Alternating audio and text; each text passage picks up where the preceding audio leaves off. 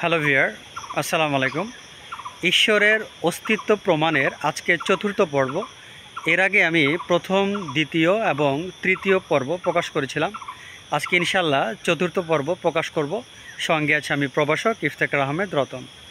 একটা নৈসর্গিক প্রাকৃতিক পরিবেশে ভিডিওটা করতে আসছি। ফাগুনের যেমন বাতাস বয় এইরকম একটা শব্দ, কোকিলের শব্দ কিন্তু শুনতে পাচ্ছেন। সব মিলিয়ে খুবই একটা অনুপম সৌন্দর্য। যাই হোক, মূল আলোচনা চলে আসি। ঈশ্বরের অস্তিত্ব প্রমাণের জন্য আজকে আমি কয়েকটি যুক্তি উপস্থাপন করব। তো প্রথমেই আমি আলোচনা করব কসমোলজিক্যাল যুক্তি। কসমোলজিক্যাল যুক্তিটা কি? এটি হচ্ছে এরকম যে এই পৃথিবীতে আমরা যা কিছু দেখি, যত পদার্থ আছে, প্রাণী আছে, গাছপালা আছে, এই পৃথিবীতে বা এই পৃথিবীর বাহিরে যত পদার্থ আছে, সেই পদার্থের অস্তিত্বের পিছনে মেইন কারণ হচ্ছেন আল্লাহ তাআলা। ধরেন আপনি একটা এলাকায় গিয়েছেন, সে এলাকায় একটা প্রকাণ্ড পাথর দেখতে পেলেন। এখন যদি আপনি পাথরের অস্তিত্ব নিয়ে ঘাটাঘাটি করেন, চিন্তা করেন, দেখবেন এক পর্যায়ে আপনাকে থেমে যেতে হবে এবং আপনাকে স্বীকার করতে হবে যে এই পাথরটি যে অস্তিত্ব লাভ করেছে, সেই অস্তিত্বের পিছে মহান সৃষ্টিকর্তা আছেন বা ঈশ্বর আছেন বা আল্লাহ তাআলা আছেন। এমনিতে একটা পাথর অস্তিত্ব লাভ করতে পারে না। এটাকে বলা হয়েছে কসমোলজিক্যাল যুক্তি। এভাবে আমরা এই বিশ্বে এবং এই বিশ্বের বাহিরে, অর্থাৎ এই পৃথিবীতে বা পৃথিবীর বাহিরে অনেক পদার্থ দেখতে পাই যেগুলো এমনিতে অস্তিত্ব লাভ করেনি। সেগুলোর অস্তিত্ব লাভের পিছনে লাভের পিছনে কারণ হচ্ছেন মহান আল্লাহ তাআলা। এটাকে বলা হয় কসমোলজিক্যাল যুক্তি। আপনারা হয়তো জানেন, সেন্ট থমাস এক্ষেত্রে তিনি এই যুক্তিতে উপস্থাপন করেছিলেন। তিনি ঈশ্বরকে আনমুভড মুভার বলেছেন, অর্থাৎ ঈশ্বর সকল গতির কারণ। তিনি ঈশ্বরকে সকল গতির কারণ বলেছেন। Saint Thomas.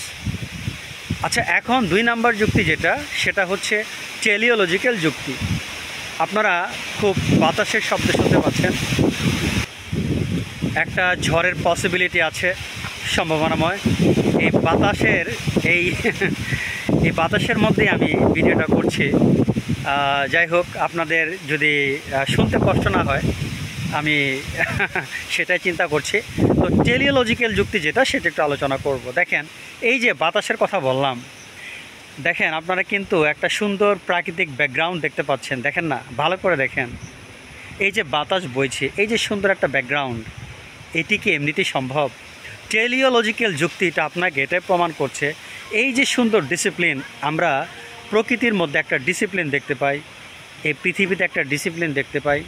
দেখেন, আমাদের যতটুকু অক্সিজেন দরকার মহান আল্লাহ তাআলা সেটা ব্যবস্থা করেছেন। খাবারের জন্য আমাদের গাছপালা দরকার, প্রাণী দরকার, পশু পাখি দরকার, তিনি সব কিছু ব্যবস্থা করেছেন। এটা হচ্ছে টেলিওলজিক্যাল যুক্তি।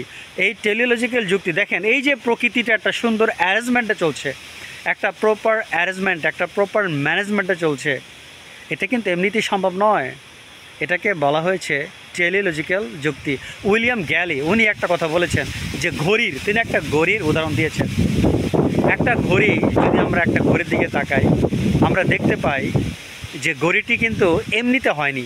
এই ঘড়িটি আমাদেরকে সময় দিচ্ছে, আমাদেরকে টাইম বলে দিচ্ছে। এই ঘড়ির সময় বা টাইমের পিছে অবশ্যই ঘড়ির কারিগর আছে। এই মহাবিশ্ব, এটার যে একটা প্রপার, একটা সুন্দর, একটা ফাইন ডিসিপ্লিন, একটা ম্যানেজমেন্ট আছে, সেটা কিন্তু এমনিতে হয়নি।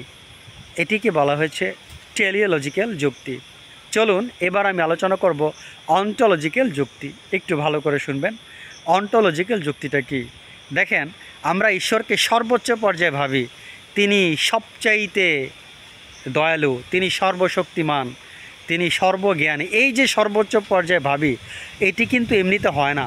যেটির বাস্তব অস্তিত্ব নেই সেটিকে ভাবা সম্ভব নয়। ঈশ্বরকে নিয়ে কিন্তু আমরা সর্বোচ্চ পর্যায়ে ভাবি। এটাকে বলা হচ্ছে অন্টোলজিক্যাল যুক্তি। ঈশ্বর আছেন, এটাই বাস্তব প্রমাণ। ঈশ্বর যদি না থাকতেন, তাহলে ঈশ্বর সম্পর্কে আমরা সর্বোচ্চ পর্যায়ে ভাবতে পারতাম না। তিনি সর্বজ্ঞানী, তিনি সর্বশক্তিমান, তিনি সব জানেন।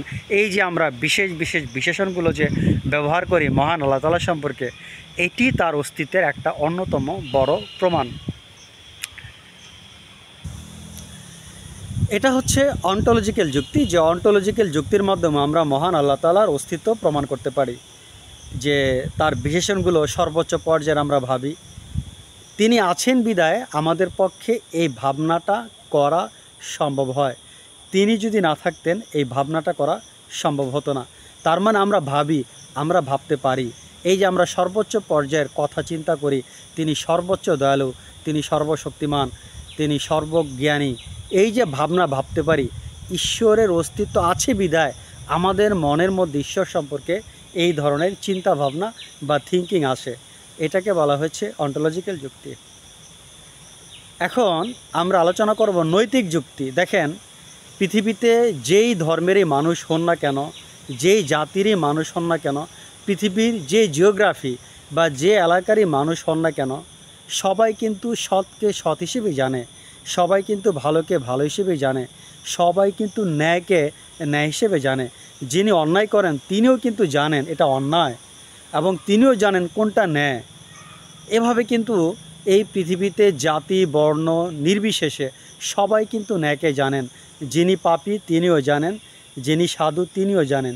এই যে ন্যায়ের সংজ্ঞাটা, এই ন্যায়ের সংজ্ঞাটা কিন্তু আমরা সবাই জানি। যদিও আমরা এই পার্থিব লাভের জন্য, পার্থিব স্বার্থের জন্য আমরা অনেক সময় অন্যায় করে থাকি, কিন্তু ন্যায় যে আছে, অসৎ যে আছে, এটা কিন্তু আমরা বুঝতে পারি, এটা কিন্তু আমরা ভাবতে পারি। এই জিনিসটাই ঈশ্বরের অস্তিত্বের একটা অন্যতম প্রমাণ। কারণ এটা কিন্তু সার্বজনীন ধারণা, এটা কোনো আপেক্ষিক নয়। পৃথিবীতে কালো সাদা, পৃথিবীতে শিক্ষিত অশিক্ষিত, পৃথিবীতে যেখানেই যে ধর্মের জাতি থাকুক না কেন, সবাই জানেন একটা সার্বজনীন সত্য আছে, একটা সার্বজনীন সততা আছে, এটি সবাই জানেন। এটাকে নৈতিকভাবে, এটাকে নৈতিক বলা হয়েছে, নৈতিকতা বলা হয়েছে। এই নৈতিকতার অস্তিত্ব ঈশ্বরের অস্তিত্বের একটা প্রমাণ। নৈতিকতাটা আসছে কোত্থেকে? ঈশ্বর নৈতিকতার সবচাইতে প্রধান ভিত্তি। জার্মান দার্শনিক ইমানুয়েল কান্ট তিনি বলেছেন, ঈশ্বর হচ্ছেন নৈতিকতার সর্বোচ্চ ভিত্তি। তার মানে ঈশ্বর আছেন, নৈতিকতা তার দিক থেকেই আসছে।